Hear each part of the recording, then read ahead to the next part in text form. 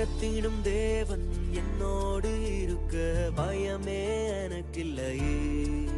நான் நம்பிடும் தேவன் என் துருகமாயிருப்பதால்